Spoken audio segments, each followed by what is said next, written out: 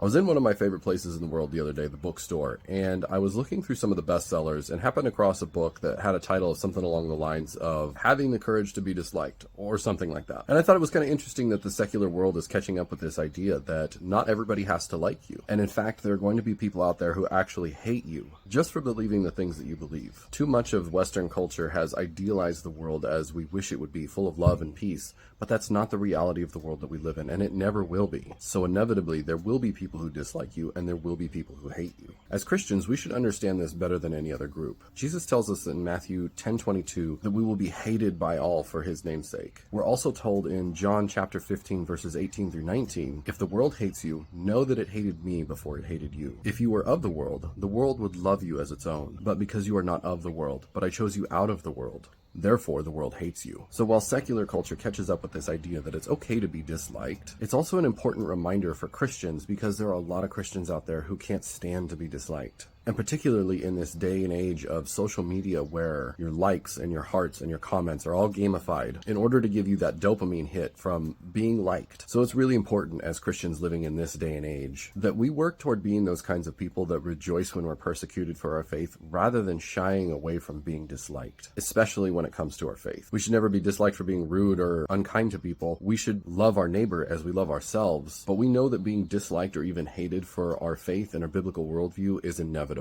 So let this serve as a reminder that we have to have thick skin and be tough about people not liking us or even hating us. If the world loves you, then it means that you're probably of this world, and that's not what we're called to be as Christians.